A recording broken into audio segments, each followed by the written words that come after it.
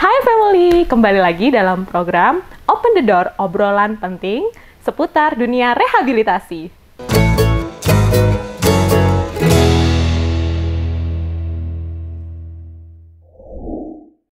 Oke, nah family, di samping kita sudah hadir dokter dari Balai Besar Rehabilitasi Badan Narkotika Nasional, Dr. Hari Nugroho. Selamat siang, Dok. Selamat siang.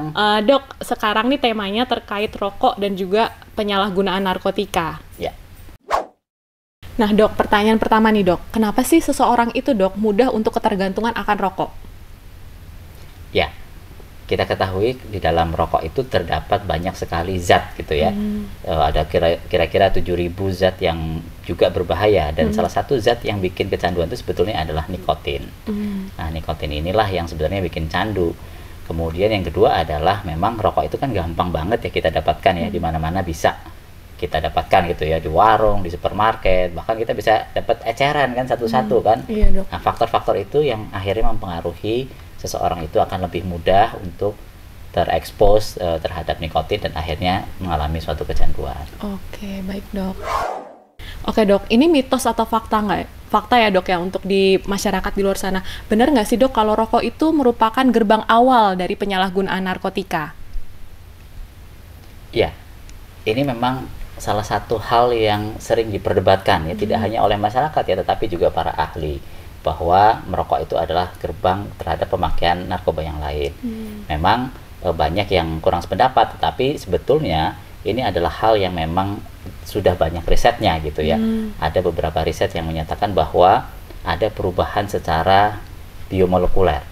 Nah, di otak kita itu kemudian ada yang namanya gen FOSB. Nah, gen FOSB inilah yang kemudian bisa mempengaruhi terhadap penyalahgunaan zat yang lain. Jadi kalau kecanduan rokok, kecanduan nikotin akan lebih mudah untuk mengalami kecanduan yang lain. Sehingga beberapa peneliti itu menyebut bahwa rokok ini adalah gerbang kepada kecanduan narkoba yang lain. Oke, baik, Dok.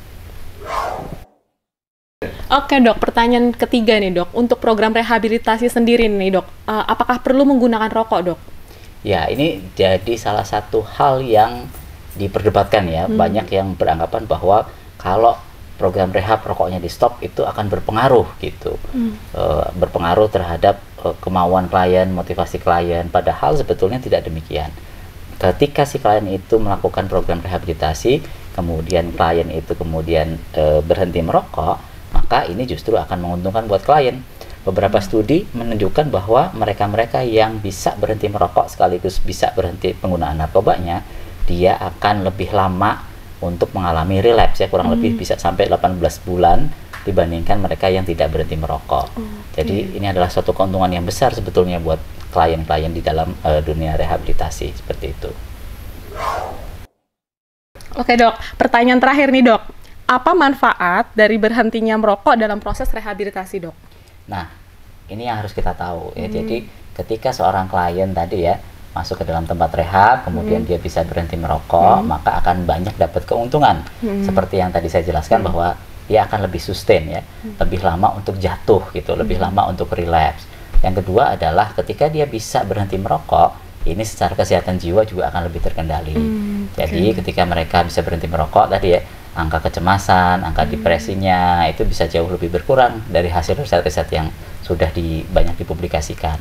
Jadi jangan ragu-ragu untuk berhenti merokok ketika di dalam dunia rehabilitasi. Oke, baik. Oke, terima kasih banyak, Dok Har, atas penjelasannya. Nah, salah satu kesimpulannya adalah saat klien dalam rehabilitasi memutuskan untuk berhenti merokok itu justru akan membawa efek yang luar biasa baik untuk kehidupan mereka selanjutnya. Salah satunya adalah mempertahankan pemulihannya. Nah, Dok, ada pesan-pesan nggak untuk family di luar sana, Dok? Iya, jadi pesan saya adalah silahkan datang ke Balai Besar Rehabilitasi BNN. Jangan takut juga untuk berhenti merokok ketika menjalankan rehabilitasi, karena itu akan banyak keuntungan tadi ya. Dan yang paling penting lagi adalah ketika datang ke Balai Besar Rehabilitasi BNN tidak dipungut biaya. Oke, berarti gratis ya, Dok? Gratis. Ya? Gratis. Oke, terima kasih, Dok Har. Sama-sama.